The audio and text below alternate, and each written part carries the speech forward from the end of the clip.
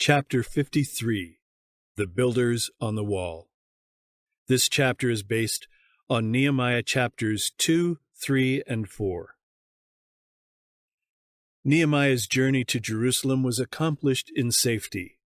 The royal letters to the governors of the provinces along his route secured him honorable reception and prompt assistance. No enemy dared molest the official, who was guarded by the power of the Persian king and treated with marked consideration by the provincial rulers. His arrival in Jerusalem, however, with a military escort, showing that he had come on some important mission, excited the jealousy of the heathen tribes living near the city, who had so often indulged their enmity against the Jews by heaping upon them injury and insult. Foremost in this evil work were certain chiefs of these tribes, Sanballat the Horonite, Tobiah the Ammonite, and Geshem the Arabian. From the first, these leaders watched with critical eyes the movements of Nehemiah and endeavored by every means in their power to thwart his plans and hinder his work. Nehemiah continued to exercise the same caution and prudence that had hitherto marked his course. Knowing that bitter and determined enemies stood ready to oppose him, he concealed the nature of his mission from them until a study of the situation should enable him to form his plans. Thus he hoped to secure the cooperation of the people and set them at work before the opposition of his enemies should be aroused.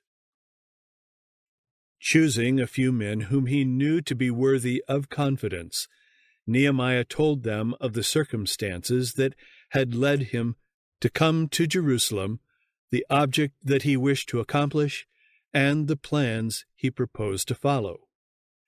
Their interest in his undertaking was at once enlisted, and their assistance secured. On the third night after his arrival, Nehemiah rose at midnight, and with a few trusted companions went out to view for himself the desolation of Jerusalem. Mounted on his mule, he passed from one part of the city to another, surveying the broken-down walls and gates of the city of his fathers. Painful reflections filled the mind of the Jewish patriot, as with sorrow-stricken heart he gazed upon the ruined defenses of his beloved Jerusalem. Memories of Israel's past greatness stood out in sharp contrast with the evidences of her humiliation. In secrecy and silence, Nehemiah completed his circuit of the walls. "The rulers knew not whither I went," he declares, "or what I did. Neither had I as yet told it to the Jews, nor to the priests, nor to the nobles, nor to the rulers, nor to the rest that did the work." The remainder of the night he spent in prayer, for he knew that the morning would call for earnest effort to arouse and unite his dispirited and divided countrymen. Nehemiah bore a royal commission requiring the inhabitants to cooperate with him in rebuilding the walls of the city, but he did not depend upon the exercise of authority. He sought rather to gain the confidence and sympathy of the people, knowing that a union of hearts as well as of hands was essential in the great work before him.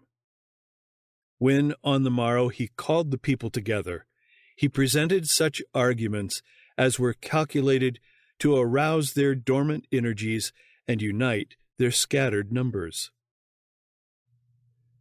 Nehemiah's hearers did not know, neither did he tell them, of his midnight circuit of the night before. But the fact that he had made this circuit contributed greatly to his success, for he was able to speak of the condition of the city with an accuracy and a minuteness that astonished his hearers. The impression made upon him as he had looked upon the weakness and degradation of Jerusalem gave earnestness and power to his words. Nehemiah presented before the people their reproach among the heathen, their religion dishonored, their God blasphemed. He told them that in a distant land he had heard of their affliction, that he had entreated the favor of heaven in their behalf, and that, as he was praying, he had determined to ask permission from the king to come to their assistance. He had asked God that the king might not only grant this permission, but might also invest him with the authority and give him the help needed for the work. And his prayer had been answered in such a way as to show that the plan was of the Lord. All this he related, and then, having shown that he was sustained by the combined authority of the God of Israel and the Persian king, Nehemiah asked the people directly whether they would take advantage of this opportunity and arise and build the wall. The appeal went straight to their hearts. The thought of how heaven's favor had been manifested toward them put their fears to shame, and with new courage they said with one voice, "Let us rise up and build." So they strengthened their hands for this good work. Nehemiah's whole soul was in the enterprise he had undertaken. His hope, his energy, his enthusiasm, his determination were contagious, inspiring others with the same high courage and lofty purpose. Each man became a Nehemiah in his turn and helped to make stronger the heart and hand of his neighbor. When the enemies of Israel heard what the Jews were hoping to accomplish, they laughed them to scorn, saying, "What is this thing that ye do? Will ye rebel against the king?" But Nehemiah answered, "The God of heaven, he will prosper us. Therefore we his servants will arise and build. But ye have no portion, nor right, nor memorial in Jerusalem." Among the first to catch Nehemiah's spirit of zeal and earnestness were the priests.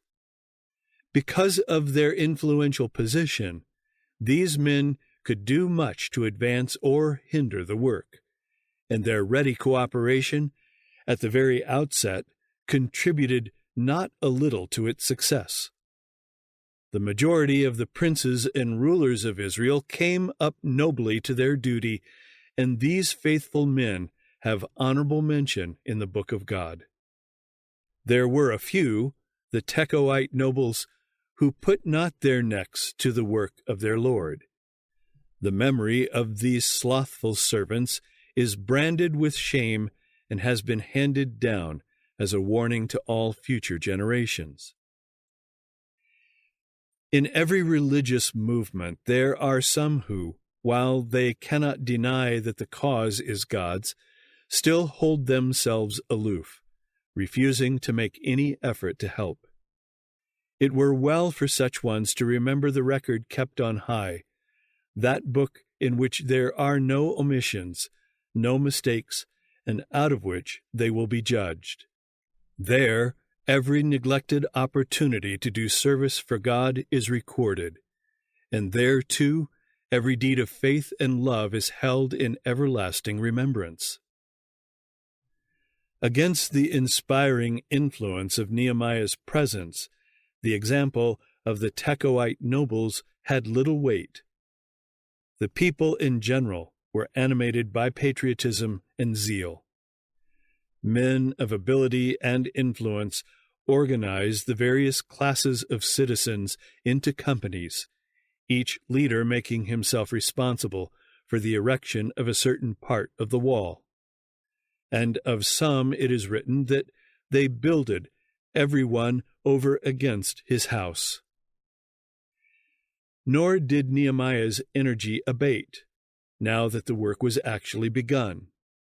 With tireless vigilance, he superintended the building, directing the workmen, noting the hindrances, and providing for emergencies.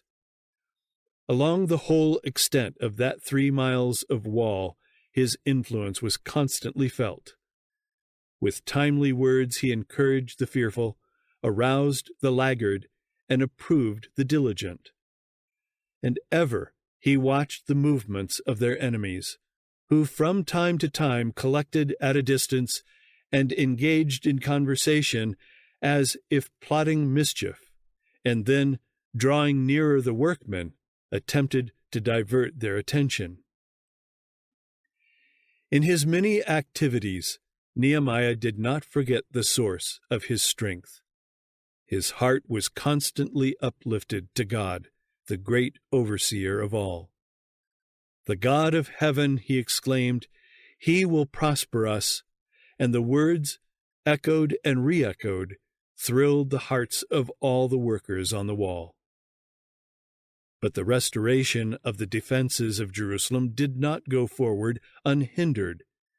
Satan was working to stir up opposition and bring discouragement. Sanballat, Tobiah, and Geshem, his principal agents in this movement, now set themselves to hinder the work of rebuilding. They endeavored to cause division among the workmen. They ridiculed the efforts of the builders, declaring the enterprise an impossibility and predicting failure. "What do these feeble Jews?" exclaimed Sanballat mockingly. "Will they fortify themselves? Will they revive the stones out of the heaps of the rubbish which are burned?" Tobiah, still more contemptuous, added, "Even that which they build, if a fox go up, he shall even break down their stone wall." The builders were soon beset by more active opposition. They were compelled to guard continually against the plots of their adversaries, who, professing friendliness, sought in various ways to cause confusion and perplexity and to arouse distrust. They endeavored to destroy the courage of the Jews. They formed conspiracies to draw Nehemiah into their toils, and false-hearted Jews were found ready to aid the treacherous undertaking. The report was spread that Nehemiah was plotting against the Persian monarch, intending to exalt himself as a king over Israel, and that all who aided him were traitors. But Nehemiah continued to look to God for guidance and support, and the people had a mind to work. The enterprise went forward until the gaps were filled and the entire wall built up to half its intended height. As the enemies of Israel saw how unavailing were their efforts, they were filled with rage. Hitherto they had not dared employ violent measures, for they knew that Nehemiah and his companions were acting under the king's commission, and they feared that active opposition against him might bring upon them the monarch's displeasure. But now, in their anger, they themselves became guilty of the crime of which they had accused Nehemiah. Assembling for council, they conspired all of them together to come and to fight against Jerusalem. At the same time that the Samaritans were plotting against Nehemiah and his work, some of the leading men among the Jews, becoming disaffected, sought to discourage him by exaggerating the difficulties attending the enterprise. The strength of the bearers of burdens is decayed, they said, and there is much rubbish, so that we are not able to build the wall. Discouragement came from still another source.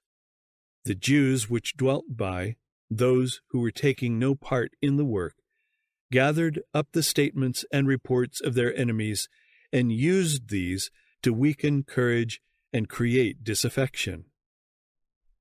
But taunts and ridicule, opposition and threats seemed only to inspire Nehemiah with firmer determination and to arouse him to greater watchfulness.